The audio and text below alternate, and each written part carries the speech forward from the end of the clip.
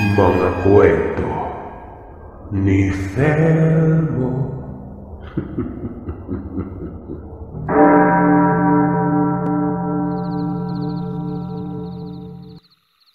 Mapagpalang araw po sa inyo, Sir Seth, at sa mga magigiliw na tagapakinig na katulad ko. Tawagin niyo na lamang po ako sa pangalang Jet. Ang daming mga kwentong kababalagan, lalong-lalo sa aswang. May mga nakwento pa nga na aswang mismo sila.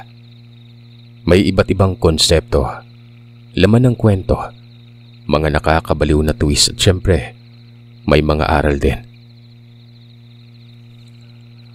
Aswang din ang ibabahagi kong kwento. Pero hindi ako, kundi ang pinsan ko. Kasama ko siya lagi noon. Magkababata kami. Nasa iisang bubong pa nakatira. Para bang sinadya ng tadhana gawa ng kapwa ko lang matinong mga magulang kami noon. Kapwa iniwan lamang sa mga abuelo. Tila ba sabay din kaming ipinagbuntis noon. Ang pinagkaiba lang sinanay sa Japan na pabuntisan tapos umuwi. Nang mga nakay iniwan ako kasi nagtrabaho. Pero nagkaroon siya ng panibagong kalubluban. Ito namang pinsan ko ay nabuntis lamang ang nanay niya nang hindi alam ng angkan namin kung anong dahilan. Wala kasing inaamin ito. Hanggang sa naglaon ay doon pa mismo nalaman na aswang ang nakapabuntis nang lumabas na ito sa pagkatao ng pinsan ko. Pangalanan natin siyang Marton. Lahat ng nakakawindang na pangyari ay nagsimula noong taong 1995 sa lugar namin sa May Lubok, sa Bohol. Nasa edad 8 taong gulang kami noon. Dito nabunyag ang lahat. Sinusumpong si Marlon. Lumalabas sa gabi. Iiyak at tutuwad-tuwad. Si Lolo Diloy na siyang bantay namin noon ay nagtataka kung anong problema nitong ni Marton. Masakit ba ang tiyan na siraan nun? Pero ang sinasabi nito, hindi daw siya mapakali.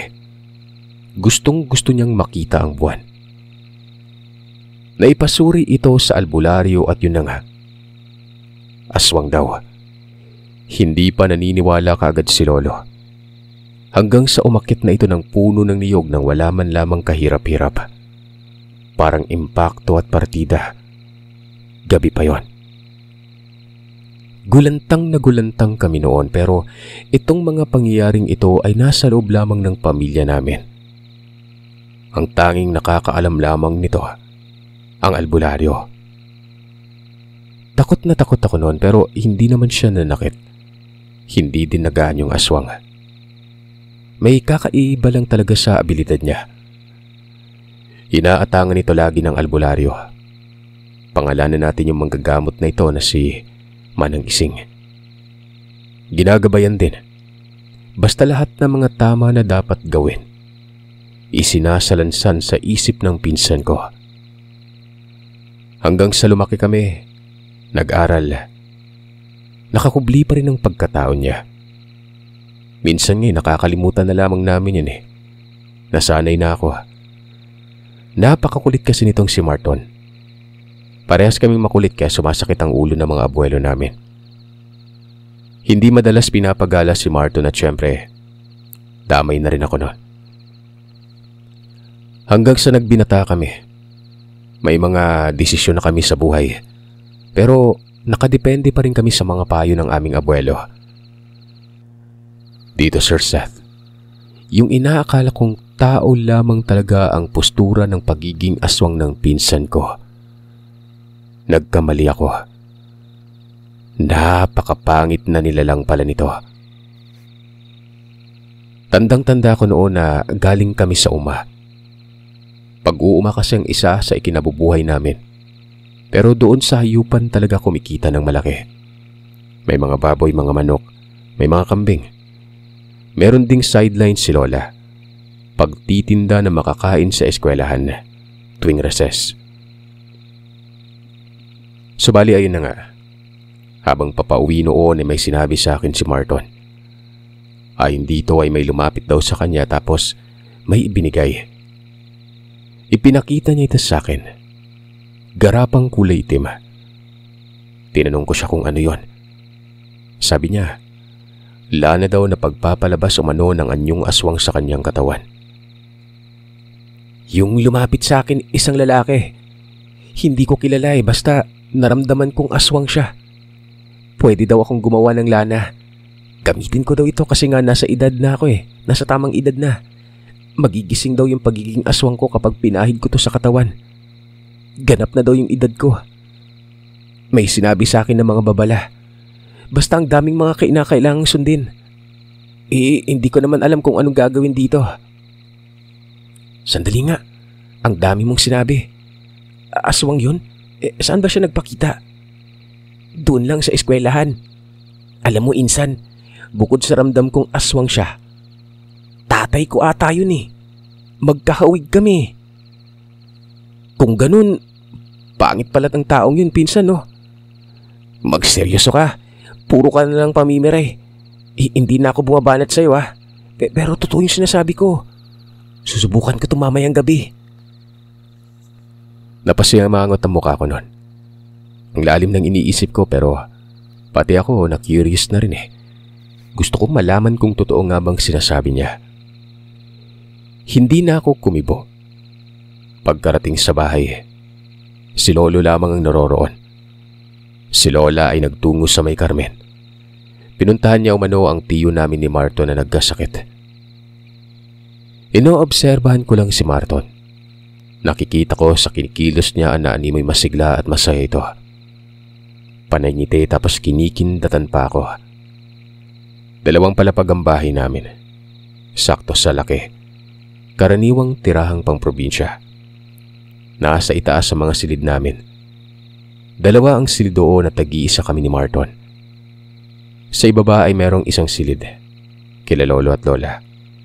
May beranda ang bahay, malawak ito. Pero lupa lang ang sahig. Imbakan ito ng mga aning mais at gulay. Nasa beranda si Marton ng mga panahon na ito. Nakabungad sa may dulo talaga. Na kung saan naman ilang distansya na lang bakuran na. Tapos kalsada. Sa kabilang parte ng kalsada, at naroroon ng mga hayop na alaga. Ang lalayo ng mga kapitbahay, wala kang ibang makikita kung hindi malawak na patagan at kakahuyan. Naroroon din si Lolo sa beranda. Abala sa kapipili ng mga ipupugas na mais nun. Namimili siya noon ng malulusog na binhi para itanim. Pagsapit ng gabi pagkatapos lang maghapunan ay sumibat si Marton. Siyempre alam ko na yung gagawin niya. Kaya naman sinundan ko ito. Doon siya sa likod dumaan. May gate din ang bakurang kawayan sa likod. Lumabas siya doon tapos umakyat siya sa puno ng mahogany. Napakabilis niyang umakyat. Naglahon na lamang bigla. Madilim kasi tapos ang ibaba lang ang tinatamaan ng liwanag mula sa bahay. Huy, Marton! Susubukan mo?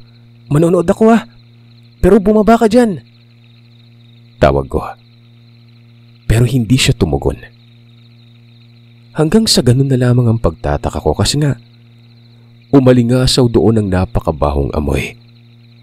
Hindi ko alam kung dumi o bulok na hayop. Umalinsangan din ang paligid nun. Aalis na sana ako pero bigla namang nakarinig ako ng ungol. Yung parang nasasaktan. Mahina lang yun. Pero alam kong galing yun sa itaas ng puno. Napapaisip ako sa kung anong nangyayari kay Marton. Sinisipat ko ito. Anino lamang niyang nakikita ko hanggang sa may pumatak sa mukha ko. Dugo. Napakainit. Nag-aalala ako gawa ng bakalason itong ibinigay sa kanya tapos yun, nagsuka na lamang ito ng dugo nun. Marami kasi ang patak na ito, Sir Seth Tinanong ko siya kung anong nangyari. Naitigil niya na ang ginagawa at baka mamatay siya pero ganun pa rin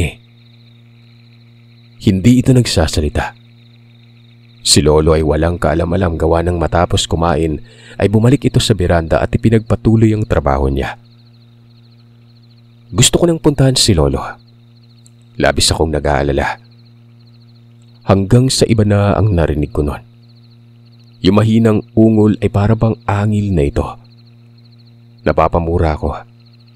Natakot siyempre. Umatras ako at kumabig malapit sa gate. Pero biglang may kumalabog sa likod ko. Dahilan namang napapitlag talaga ako noon. Pagkalingon ko dito, ito na.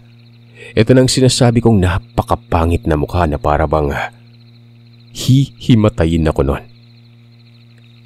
Gulat ka ba? Ayos na ba yung pormahan ko? Maangas ba? O ba't parang takot ka? Ako to, si Marton.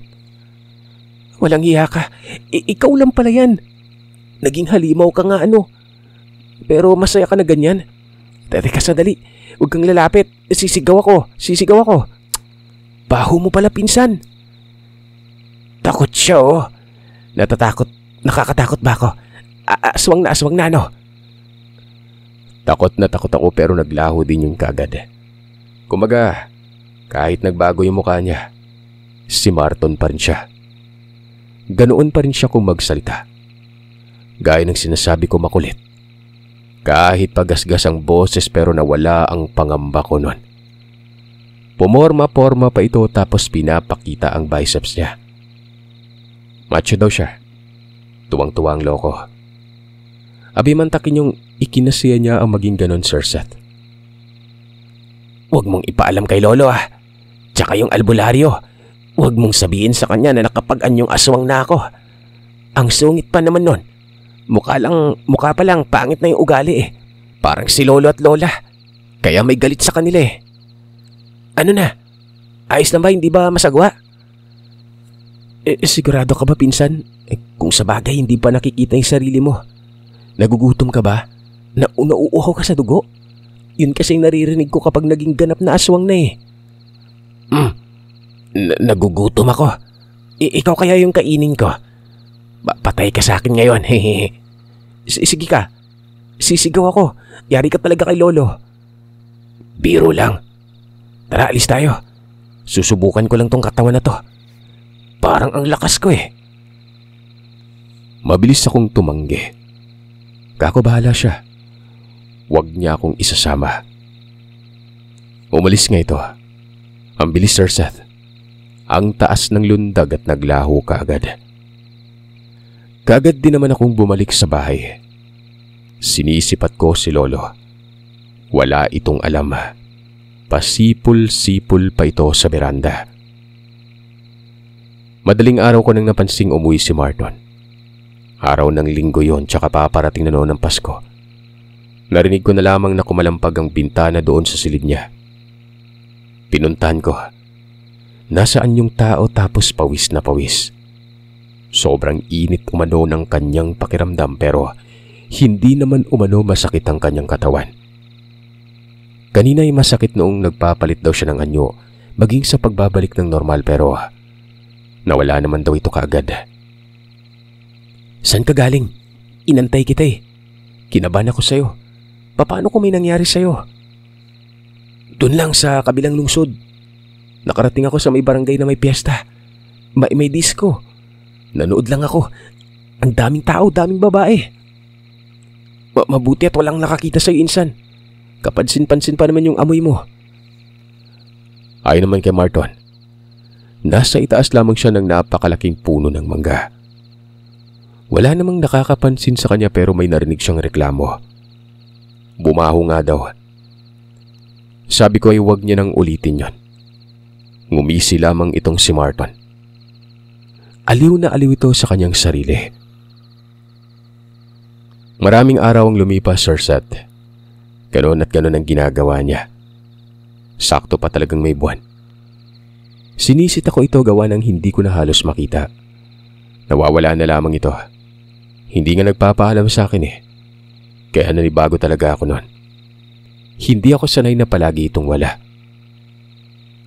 Minsan magkakatabi kami ng tulog. Kung nasaan ako ay naroroon din. Kung nasaan naman siya naroroon din ako. Ultimong sa eskwelahan. Tapos ngayon na may nagbago na hindi na ako halos pinapansin. Yamot na yamot ako at nakaramdam ng pangungulila sa kanya. Kapatid na kasi ang turing ko eh. Hanggang sa may pagkakataon na hindi siya umalis. Nagtataka ako kung bakit napakatahimik niya. Parang ang laki ng problema. Kinausap ko. Nagtanong ako kung may suliranin ba ito. Naubos ko yung lana, insan. Hindi ko na nakita yung aswang na nabigay sa akin. Sabi niya bibigyan niya daw ako ulit. Pwede namang makagawa ng ganun pero hindi ko alam sa kung paano eh. Hindi ko alam sa kung anong mga kasangkapan ang gagamitin. Ikaw kasi, alis ka ng alis, hindi mo naisip na uubos pala yung lana mo. Paano yan? So bakasyon ka ulit dito sa bahay. At teka, pwede ka namang umalis kahit pa nasaan yung tao ka, di ba? Ginagawa mo naman yung dati, di ba? Bakit ang lungkot mo nang maubos yan? Mas kampante ako saan yung aswang, insan. Mas mabilis ako nakakarating sa isang lugar. Mataas yung lundag ko. Masaya ako dun. Tsaka hindi ako kaagad nakikita ng kung sino. Dito ka na lang muna. Wala na akong kausap eh. Si Lolo tahimik tapos kapag kinausap pa, sisinghalan ka lang bigla. Bagsak ang mukha ni Marton. Yung tipong parang nabasted ng isang babae. Pero hindi aawa din ako kasi nga masaya siya sa ginagawa niya eh. Ang ibang aswang malungkot dahil nga aswang siya. Ayaw nila yung ganito pero si Marton, gusto niya. Mga isang linggo ang nakalipas eh malungkot pa rin ito. Ultimong sa eskwelahan parang walang gana. Nagsaliksik ako. Nagtanong-tanong kay Manang Ising na kung ano bang lana ng aswang. Anong klase ito at paano ginagawa? Nagtaka pa si Manang Ising sa kung anong mga pinagsasasabi ko. Dagdag pa noon ay baka naiisip ko na gawing ganap si Marton. Wag na wag umano gawa ng baka iba magiging resulta.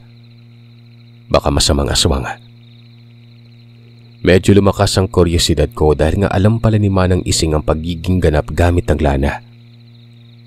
Pinabulaanan ko ang mga sinasabi niya. Kakoy gusto ko lang malaman kasi nga narinig ko na may ginagamit na lana ang isang aswang. Naroroon ako sa bahay nila Manang Ising ng hapong yon. Hindi na kasi ako nakaatim noon kasi nga parang na-depress tong pinsan ko eh. Nasa bahay siya pero hindi naman kami nagkakausap. Hindi na nga ako pinapapasok sa silid niya. Naisip ko baka magpatiwakal pa yun eh. Kaya ito, nagkusa ako na alamin kung ano ang lana ng aswang. Sasabihin ko sa'yo pero huwag kang gagawa ng ganon ha. Kung sa bagay ay kinakailangan din ito ng orasyon bago pa magkabisa. Sabihin nyo na din kung anong orasyon Manang para hindi ako maging ignorante. Ikaw, nagdududa ako sa'yo. Sa oras na nalaman kong may pinaggagawa kayo ng pinsan mo, sabay ko kayong paparusahan. Siya sige, ganito. Sa pagpapatuloy ng pagsasalita ni Manang Ising, binanggit niya na sa akin ang kasangkapan. Napasuka ako nun, Sir Seth. Nakakadiri yun. Napapailing ako kasi nga ganun pala yung pinapahid sa katawan ni Marton. Ang tanong, alam kaya ito ng pinsan ko? Bali, ganito kasi Sir Seth. Lana lamang ito pero hinaluan ng katas ng patay na tao. Yung nabubulok talaga. Doon na kasi umano lumalabas ang katas nun. May mga tipak pa ng kahoy. May mga dahon-dahon. Basta maraming binanggit sa akin si Manang Ising. Isasagawa daw ito kasabay ng isang ritual. Nalaman ni Manang Ising ang paggawa ng lana dahil may nahuli siyang aswang dati na naging kaibigan niya. Ang ritual, pwede isagawa kahit walang basbas. Wala namang basbas ang isang aswang eh. Pwede siyang gumawa ng gano'n nang walang kahirap-hirap. Wika ni Manang Ising. Dagdag nito ay kapag may lana na umano ang aswang, dagdagan lamang ng langis mula sa niyog kapag nabawasan. Hindi daw nawawala ang bisa at baho. Kumbaga, para lang nag-refill. Kumuha siya ng papel. Sinulat niya ang mga sasangbitin na kataga. Inabot niya ito. May mga sinabi ang matanda na medyo nagpagaan ang loob ko. Alam niyang gagawa daw kami ng lana. Damang-dama umano ni Manang Ising ang motibo ko. Nababasa niya sa pamamagitan lamang ng mata at kinikilos ko nun. At kung gagawa daw kami ng lana, Sasama daw siya dahil titingnan niya doon sa kung anong ugali ni Marton sa pagiging aswang. Uunahan niya na lamang kesa naman may makapagbigay ng lana dito na iba. Tapos gabitin kaagad ni Marton at iba ang kalalabasan nun. Mas mabuti yung naroroon siya dahil sa oras na maging masama ito ay pwede niyang harangan. Katulad na lamang ng ginawa niya sa nahuli niyang aswang dati. Naging matino umano yun. Doon ko rin nalaman na tiktik si Marton. Kakain ito ng karne ng tao. Parehas lamang umano ng lana ang tiktik at balbal. Ang kaibahan nga lang ang balbal patay ang kinakain. Ganun po ba? Pero tama po kay Manang Ising. Ito kasing si Marton nangungulit sa akin. Gusto niya daw makita yung pagiging ganap niya. Mabait naman kasi. Kilala niyo naman siya, di ba? Parang ako lang eh. O siya, sige. Sa susunod na araw ay pupunta ako sa inyo. Pwedeng sa susunod na linggo. Kakausapin ko din ang lolo nyo kasi kailangan ng pahintulot niya. Pero wag nyo akong uutusan na kumuha ng katas ng tao ha. Si Marton ang pakuhain natin. Hindi din ako ang gagawa. Tuturuan ko lang kayo. Nakakadiri yun. Sa tingin ko kapag nalaman niya ang kasangkapan, ako, aatras yun. Hindi na ako nagsalita nun. Tumango lamang ako at umalis na. Hindi ko pa alam kung magugustuhan ba ni Marton ang mga sasabihin ko sa kanya kapag nakarating sa bahay. Una, syempre para hindi magulat si Lolo ito munang kinausap ko. Sabi ko ay dadalaw si Manang Ising. Titingnan niya umano ang anyong aswang ni Marton. Natural na mag-aalala pero pinaintindi ko. Yun na din ay batay sa mga sinabi ni Manang Ising noon. Sa susunod na araw o sa susunod na linggo, Lo. Ako na po yung magsasabi kay Marton. Aba, ikaw ang bahala. Kayo naman yung magkakasundo. Pero kinakabahan ako sa ganyan, Apo ha. Naroroon pa rin si Marton sa may kanyang silid nun. Paniguradong matutuwa ito pero panigurado ring madidismaya ito pagkatapos. Kakaiba yung gagawin eh. Higit pa sa nakakasuklam. Biro nyo katas ng patay yun. Sus Mariosep talaga. Ayun na nga. At gaya ng inaasahan naglulundag pa sa tuwa itong pinsan ko. Hindi ko kagad sinabi ang mga gagawin. Hinayaan ko muna siyang maging masaya. Hanggang sa... Tapos ka na ba? Tuwang-tuwa ka no? Pasalamat ka, malakas ka sa akin tol. Kung anong ikakasaya mo, ikakasaya ko na din. Pero may mga kailangang gawin eh. Napakaganda ng mga gagawin. Ano yun? Kahit ano gagawin ko. Maraming salamat, bilib talaga ako sa'yo. Makinig kang maigi Marton ha. Ganito yung mga gagawin. May mga dahon-dahon na kasangkapan. May kung ano mga kahoy tapos tipak lang ang kukunin. Nakasulat dito sa papel. Tapos may orasyon. Akalain mo ba namang ayos lang pala kay Manang Ising? Malakas ka sa kanya, gagawa ka ng ritual. Ikaw naman dun yung aswang kaya ikaw mismo ang sasalang sa lahat ng mga gagawin pero may isang kasangkapan na medyo mahirap. Ang kwan. Ano? Binibitin mo ako eh. Sabi ko sa'yo gagawin ko lahat eh. Matapos niyang magsalita ay sinabi ko na ang katagang kasama sa ihahalo. Katas ng nabubulok na tao. Para bang nahinto ang oras niya.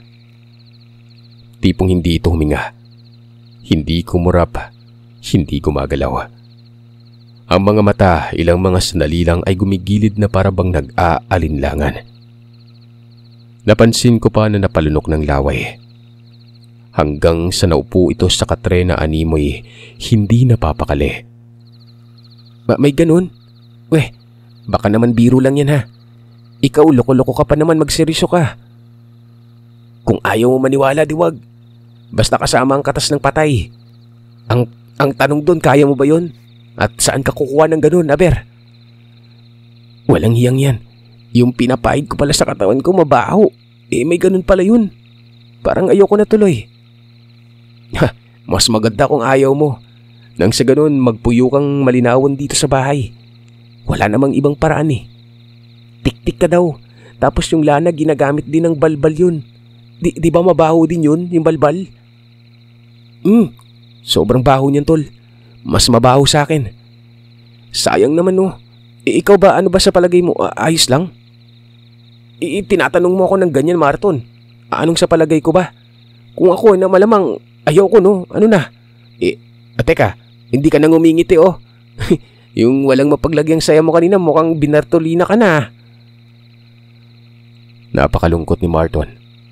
Ako naman noon ay halos hindi na mapigilang matawa.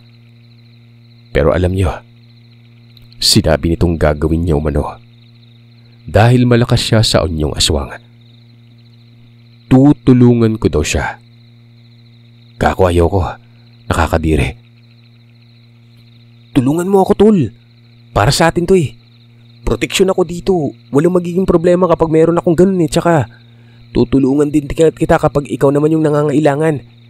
Kahit may tao ka pang gustong ipapatay, ipapatayin ko. May kaalitan pa naman yung si Lolo, di ba nga? Minamaliit yan sa merkado. Si Lola nga nilalait eh. Di ba ayaw mo ng ganun? Hindi ako kaagad nakapagsalita noon. Pero oo nga no.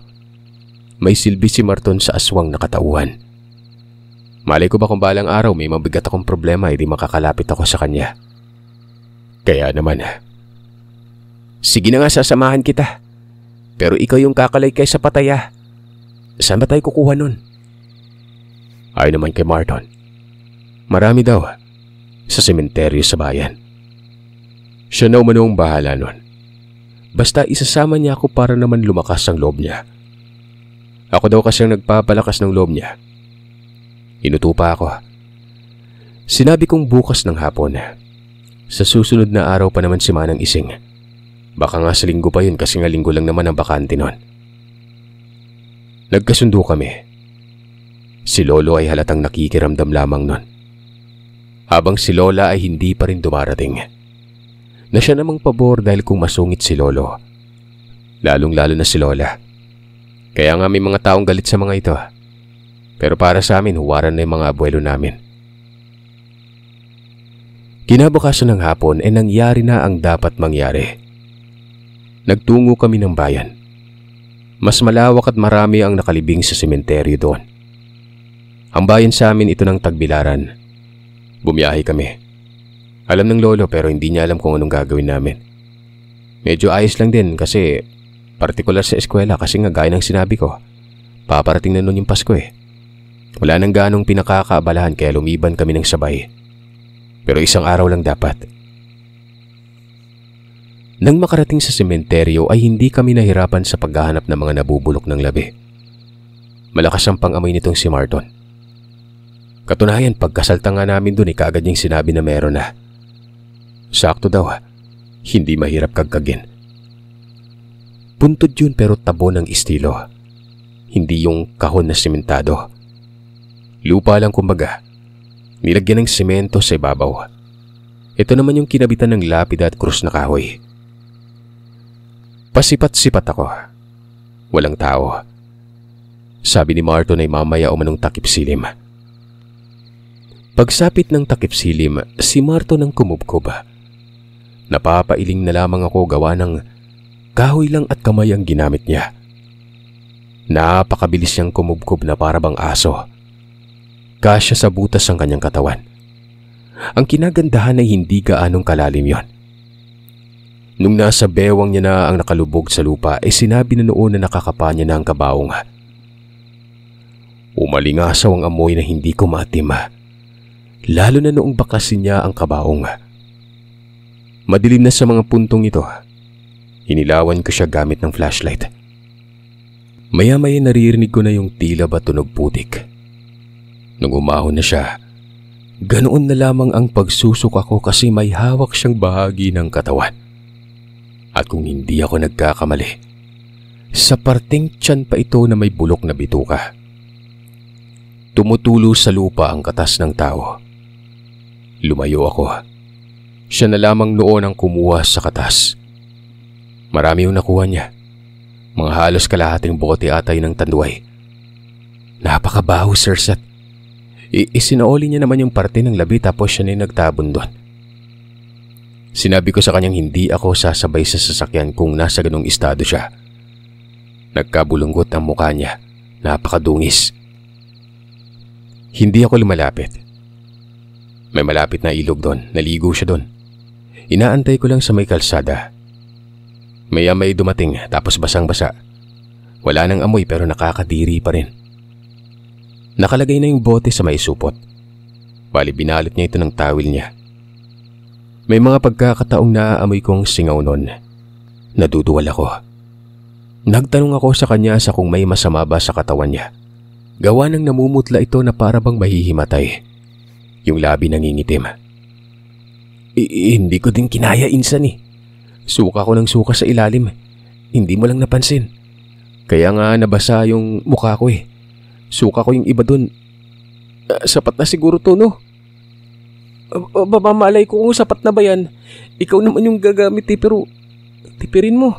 May nasabi sa akin si Manang Ising eh.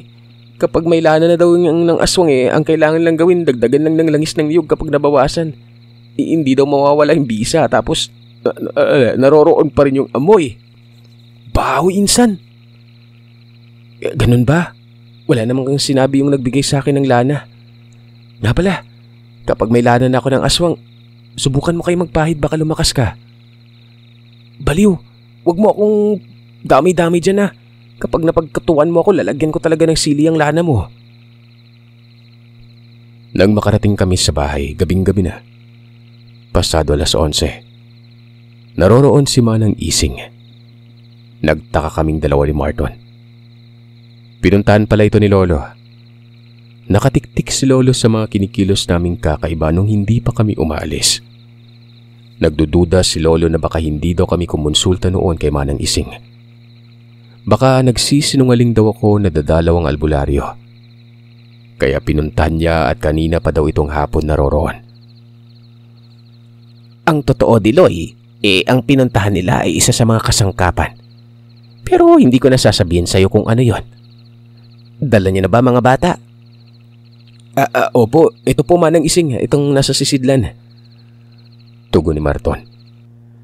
Nagtanong si Lolo kung ano ba yon. Lana lang, Diloy. Isang katas ng kahoy pero may kakaibang amoy. Sige na, simulan nyo na at nang matapos na ito, mag-aantay lamang ako dito sa beranda kasama ng lolo ninyo. Madali lang naman yan.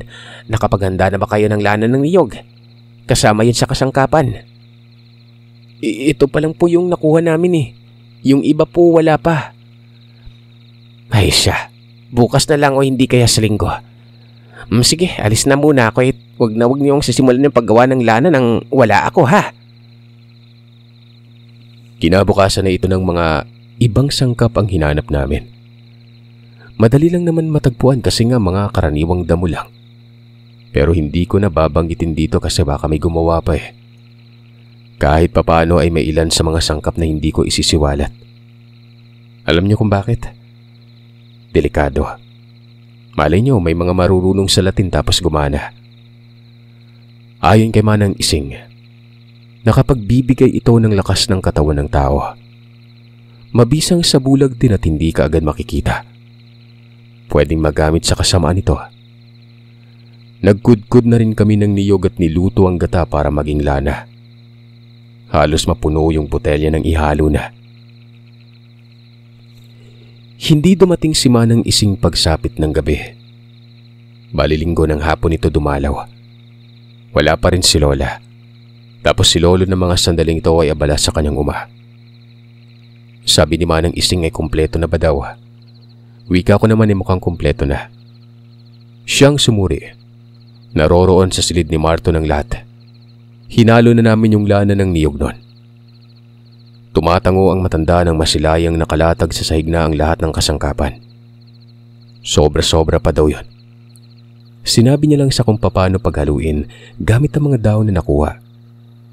Dikdikin lamang ang mga ito tapos ang katas ay ipatak sa botelya. Ilagay na rin yung mga tipak ng kahoy. Merong sinukuan sa mga tipak. Kahoy ng sinukuan. 3 uri ng kahoy yun at isa nga dito yung sinukuan, Sir Seth. Ginawa na ni Marton ito. Siyempre nasa labas ako ng silid nun. Napakabaho sa loob. Nasusukat talaga ako nun. Matapos ang lahat ay sinabi ni Manang Ising na magsiga. Doon lang sa kung saan gagawin ang ritual. Doon ito sa itaas ng bahay. Bunot lang naman tapos naglatag lang ng yero. Itong botelya, pinatong sa nagbabagang bunot. Nakabukas yun na talagang napakasangsang ng amoy nito. Amoy kilikili, amoy basura, amoy dumi, amoy dugo ng isda na bulok at patay na hayop. Kahit alin sa mga ito ay naroroon sa samyo ng lanang yon. Lalong-lalo na noong kumulo. Kahit nasa kabilang silid ako para akong sinasakal sa baho nito. Dito na nagsimulang mag-usal si Marton at habang nangyayari yon ay nakakaramdam ako ng kilabot. Parang may kung ano sa paligid. Nakakarinig ako ng ungol, hele, at iba't ibang huni. Parang may huni ng ibon, putak ng manok at iba pa. Hanggang sa bumaba ako noon gawa ng hindi ko na kinakaya. Sa mga sandaling ito ay medyo madilim na. Naroroon si Lolo sa may biranda. Magkakatapat sila ni Manang Ising sa may upuan. Sabi ni Manang Ising ay mga 1 oras daw na ritual yon. Naabisuhan niya na si Marton. Maging doon sa baba, umaabot umano ang amoy. Tapos ay maalinsangan pa. Nagtanong ako kay Manang Ising kung bakit ang alinsangan. Presensya ng lana yan. Mag-iinit pa yan kapag pinahid na sa katawan kasi nga mainit ang katawan ng aswang. Yan ang dahilan kung bakit maalinsangan sa paligid kapag may ganyang uri ng aswang. Mainit ang dugo nila, lalo na kapag nasa anyo. Mabilis ang pagdaloy ng dugo kaya uhaw na uhaw at walang ibang papasok sa isip kung hindi ang kumain at uminom. Tapos ang gustong-gusto ng aswang, mga sariwa. Napasimangot ang mukha ko noon. Tugmang-tugma si Manang Ising kasi nga yung mga sandaling gumagamit si Marton ng lana at nasaan yung aswang ay mainit talaga. Mainit naman lagi si Marton na parang may lagnat.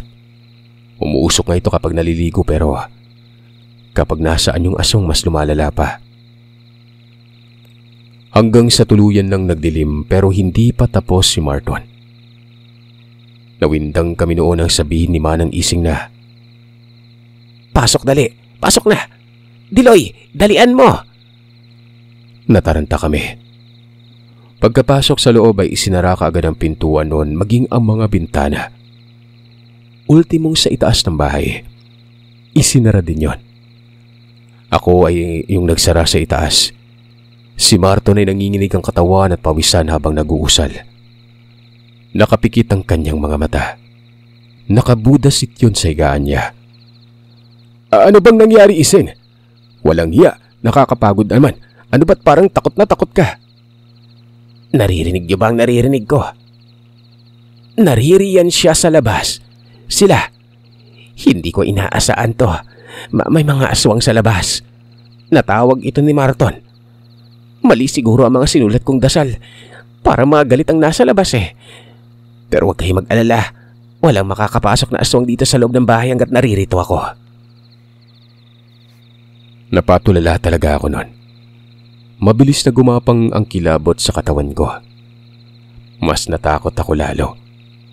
Yung mga naririnig ko kanina ay huni ng aswang pala yun. Nag-uusal si Manang Ising. Yung tipong nag-uusal ito ng paulit-ulit pero... "Nako, mali nga. Naidagdag ko yung karga. Nadagdagan ko ng para sa pagpapalakas ng espiritual na katawan. Dapat pisikal lang pero bakit nagkakabisa? Wala namang basbas si Marton. Tara, sa taas tayo." Mungkahi ni Manang Ising. Halos magkasabay pa kami sa pagpanik ng hagdan. Pagkabungad doon sa silid ng pinsan ko ay ganoon na lamang ang pagkagulat ko noon. Gawa ng si Marton, nasaan yung aswang? Pero nakaupo pa rin ito at nag-uusal. Napapatakip naman ng bibig si Manang Ising na para pang nabigla ng gusto. Gulantang na gulantang talaga kami.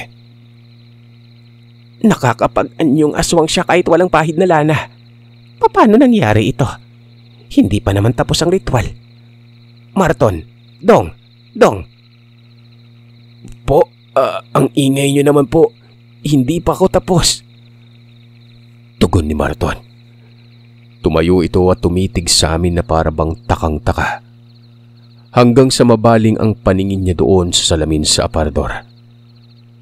Nagulat siya at napaatras na para bang natakot sa sariling imahe. Bakit aswang ako? Di ba kinakailangan pang magpahid? Anong nangyayari? Sandali, huwag kayong lalabas. May mga aswang sa labas. Kanina pa namin alam, pinsan. Pumunta eh. Sabi ni Manang Ising dahil daw sa orasyon. Baka natawag kasi nga iba yung proseso. Pero naging aswang ka. Tapos mas nakakatakot na ngayon kumpara nung una. Matapos ko lang magsalita ay nagalit si Manang Ising at sabi nito, anong noong una? Nag-anyong aswang na daw ba si Marton nun? Wala na. Nadulas ng dila ko nun.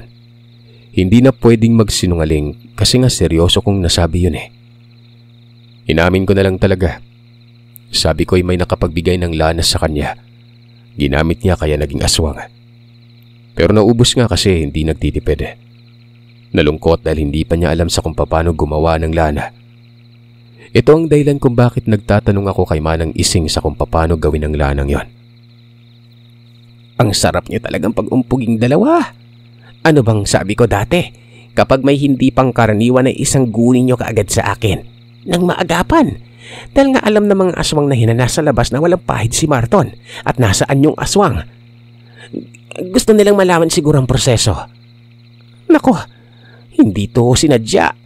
Ay, buenot na rito na lamang din na. Nagbago ba sa pag-uugali mo, Marton? Hindi ka ba gutom? Wala bang kakaiba sa katawan mo? Maliban na lang sa pagiging ganap. Si Manang Ising naman eh. Ganun pa rin po. Ang pinagkaiba ay wala akong pahid. Ganun pa rin naman ako. Mabuti naman kung ganun. Pwede kang makapag-anyong aswang ng walang pahid at sa tingin ko, mas malakas ka kaysa sa may pahid. May karga ang katawan mo maging ang espiritual na katauhan mo. Gumana. Hindi kaya dibino ka? Hindi ko po masasagot yan. Wala naman akong alam dyan eh. Dito lang kayo at lalabas ako. Wika ni Marton. Pero pinigilan ito ni Manang Ising. Ang sabi nito ay marami umano at sa tingin niya ay nasa 4 hanggang 5. Ano po bang gagawin natin? Hahayaan na lang. Huwag kayong mag-alala. Sa pagsasabihan ko lang po. Diyan lang ako sa beranda. Hindi na naawat si Marton. Lumundag ito bigla pa ibaba tapos parang ang saya pa niya. Binuksan ang pinto. Kami noon ay nagsibabaan ng bahay. Sumilip na parang mga bata doon sa may pintuan. Si Marton ay nakapatong sa upuan ng beranda. Nakatikungtong kumbaga. Hindi ko alam kung anong tawag sa Tagalog, Sir Sate. Habang nangyayari ito ay nag-uusal si Manang Ising at biglang nagmungkahi na kumuha daw ako ng asin na tabo. Dali-dali naman akong kumuha noon sa may kusina. Abuhan naman kasi ang ginagamit namin sa pagluluto ng mga panahon ito. Nilagay ko yun sa sartin o lumang klase ng pinggan. Tapos ay nagdakot na rin ako ng asin. Inabot ko kay Manang Ising. Pinaghalo-halo niya ito habang patuloy sa pagdadasal. Humihingal si Lolo na parabang inaatake. Napaupo pa ngay dun sa sala. Lalapitan ko sana kaso sabi naman ng kamay ayos lang siya. Maging alis na daw ako kasi nga baka may mangyari. Ang aswang pa naman umano ay hindi biro ang lakas na mga yon. Pagbaling ko ng tingin doon sa beranda. Nasa labas na ng beranda si Marton. Nakatayo ito habang nakayuko ng bagya habang nakadipa ang kamay. Ilang mga sandali ay may nagpakita nun.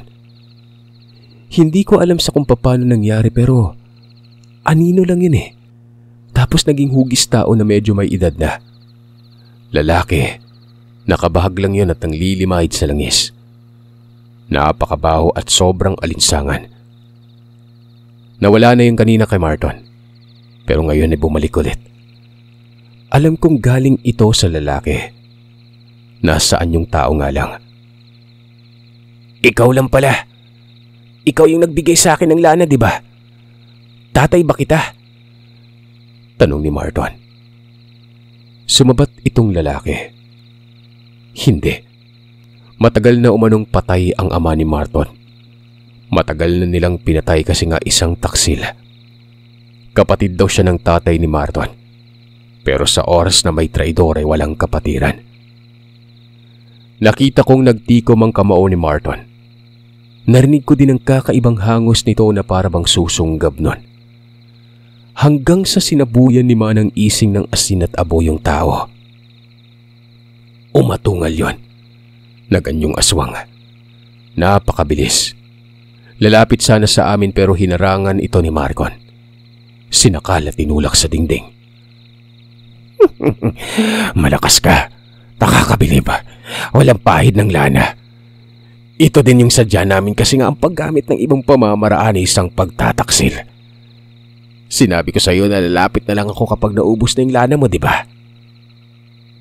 Wala na akong paki doon.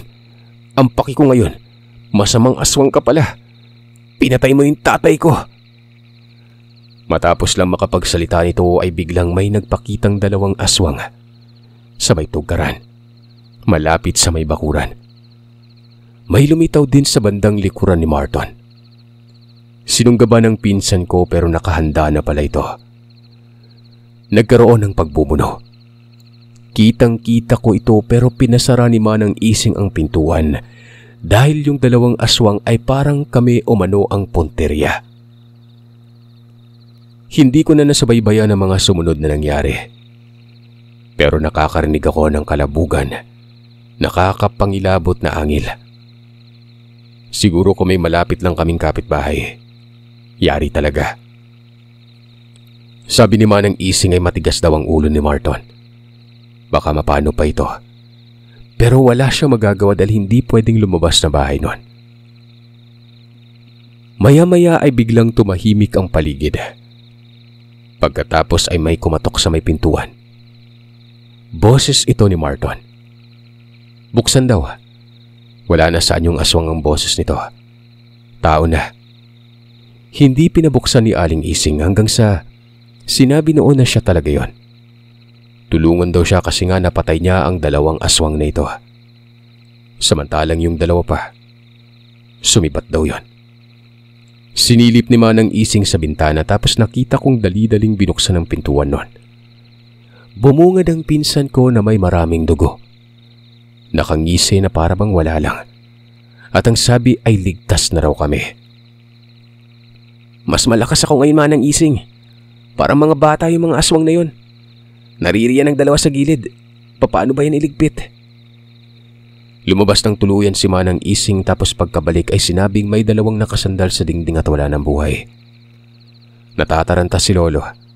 Lumabas tapos mura ng mura. Ay naman kay Manang Ising ay walang ibang gagawin sa mga labi kung hindi ang sunugin. Maya-maya, matapos lamang makapagsalita ni Manang Ising ay biglang natumba si Marton. Yun bang nalupog ang katawan, nawalan ng lakas. Tapos pagkalapit ko hinimatay pala yon. Nabigla ang katawan niya. Hayaan niyo lang siya. Gigisingin mamaya lang. Sunugin na natin ito. Nagakot si Lolo ng mga tangkay. May mga palawa din ng niyog. Basta marami. Hindi naman malalaking tao itong mga aswang. Patpati na para bang kulang sa kain. Kaya naman kahit ako ay naguyod kong isa patungo sa likod. Si Lolo naman at Manang Ising sa isa pa. Matagal na sinilaban ng labi. Si Manang Ising ay pinuntahan si Marton. Pagkabungad ko sa may sala, gising na ito. Mga pasado 10:00 na nun. Panay utos kasi si Lolo na magkakot ng mga kahoy kaya hindi ako nakakaalis dun sa may likuran. Huwag mong abusuhin ng orasyon ha. Baka hindi kayanin ang katawan mo. Gamit sa kanan pa naman tapos aswang ka. Kapag kinakailangan lang, huwag mo na din ipagpatuloy ang lana mo. Itapon mo yon tsaka huwag mong ipagsabi sa mga kauri mo ang orasyon. Tumangutango si Marton. Pero nagreklamo ito ay dapat pala hindi na lang nagpakahirap sa pagkuha ng katas ng patay. Nakakadiri pa naman. Pwede naman maging aswang kahit wala yon. Kung alam ko lang sana bata ka di ko na sasabihin na kumuha kayo ng ganun. Mag-iingat kayo dito. Nakapatay ka ng kauri mo. Malamang ay gaganti yon. Ganoon ang mga aswang. Kapag may taksil ay pinapatay niya. Sa kabutihang palad ay lumipas na lamang ang ilang mga araw, linggo at buwan. Walang nagpakitang aswang sa amin. Maliban na lamang kay Marton. Nagaan yung aswang ito. Tumutuwad-tuwad habang nakatingala sa buwan. Sa tuwing kabilugan din kasi ang pinakakomportable niya. Ilang sandali magiging aswang na. Si Lolo wala namang opinyon. Maging si Lola nalaman niya nang nangyari. Hindi kami pinagalitan. Para bang ang babait na nila sa amin nun. Siguro napagtanto na mabuting aswang si Marton. Isa itong bantay sa pamilya namin. Sino ba naman mag-aakala, Sir Seth, na magiging dahilan ng lahat ng ito dahil lamang sa binigay kay Marton na lana. Lana ng aswang.